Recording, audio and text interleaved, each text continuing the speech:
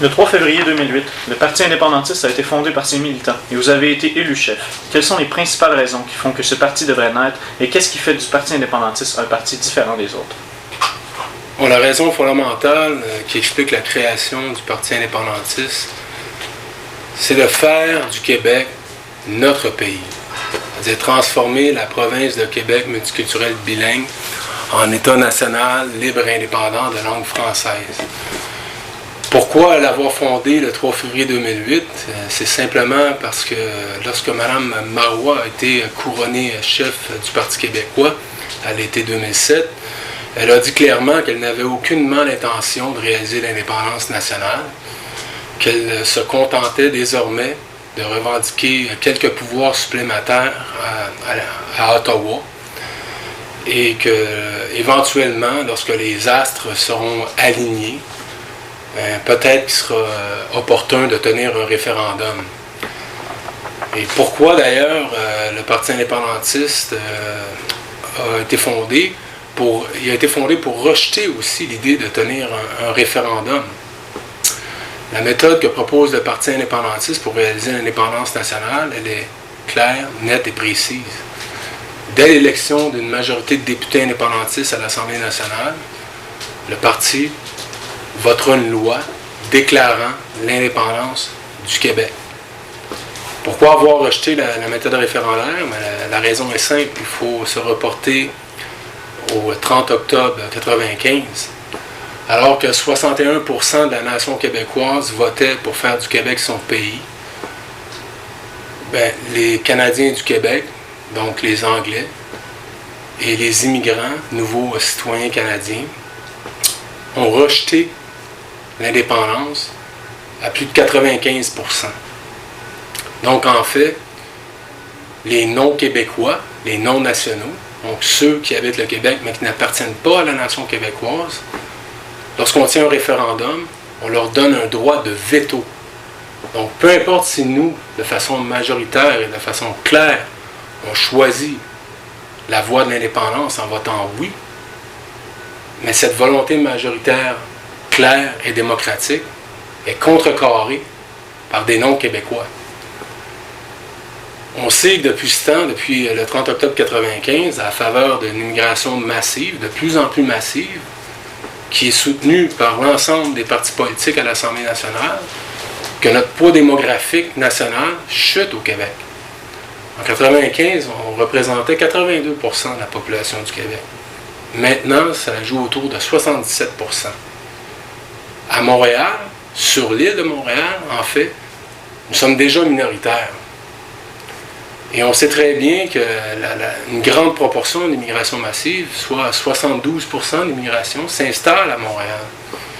Donc, à raison de 55 000 par année, dans quelques temps, en quelques années, on va même perdre le contrôle de notre métropole nationale.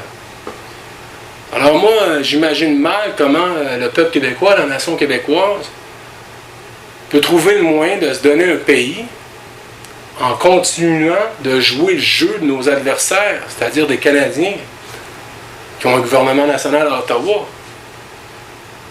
Si on n'a pas été capable de triompher en 1995, alors qu'on a voté à 61% et on formait 82% de la population, je vois mal comment on pourra gagner un référendum alors que notre poids ne cesse de régresser.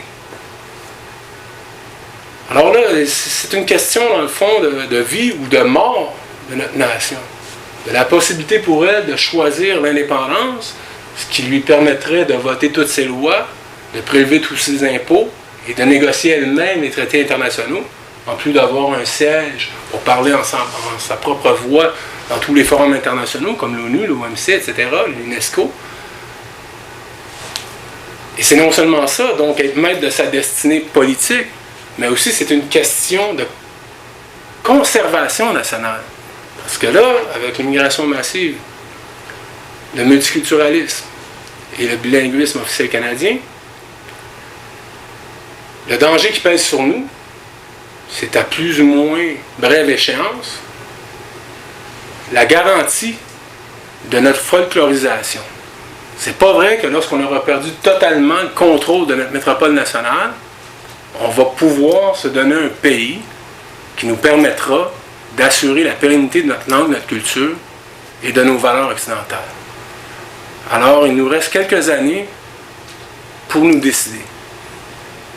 Si on ne se décide pas en adoptant la voie du pays, c'est-à-dire l'élection d'une majorité d'indépendantistes à l'Assemblée nationale pour voter la déclaration d'indépendance, mais je crois que c'en est fini, c'en sera fini de l'aventure française en Amérique du Nord. On subira le même sort que les Canadiens français ont vécu hors Québec. On sait qu'à l'extérieur du Québec, c'est l'assimilation totale de nos frères Canadiens français. Alors là, il est minuit moins une, puis notre destin est entre nos mains. Et pour ce faire, il faut voter pour un parti qui propose clairement l'indépendance lors des élections. C'est-à-dire un vote pour le Parti indépendantiste, c'est un vote pour l'indépendance nationale. C'est clair, c'est net, c'est précis, c'est direct, c'est transparent. Nous, le Parti indépendantiste, on fait confiance à l'intelligence des Québécois. Si les Québécois veulent se donner un pays, ils voteront pour les candidats du Parti indépendantiste. Si les Québécois veulent demeurer une nation qui régresse constamment dans une province canadienne multiculturelle bilingue, ils voteront pour le Parti québécois, Québec solidaire, l'ADQ, Parti libéral ou le Parti vert. C'est une question de responsabilité, de fierté, de dignité. Et c'est pour ça qu'on a décidé de fonder le Parti indépendantiste.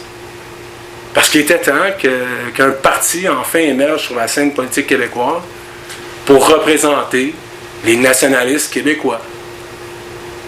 Être nationaliste en 2011, qu'est-ce que ça veut dire? Ça veut dire être responsable de sa nation sur le plan politique. Un nationaliste qui ne lutte pas pour la liberté nationale, ce n'est pas un nationaliste, c'est un provincialiste. Et les provincialistes ont l'embarras du choix. Tous les autres partis politiques qui siègent présentement à l'Assemblée nationale et le Parti vert. Les vrais nationalistes, ils sauront pour qui voter. Pour le Parti indépendantiste. Alors, c'est une question, on peut résumer ça ici. Dans le fond, le choix est clair. Là. C'est la liberté ou l'assimilation, l'indépendance ou la mort de la nation québécoise. Il est temps de se décider. Et souhaitons qu'on le fasse à la prochaine élection.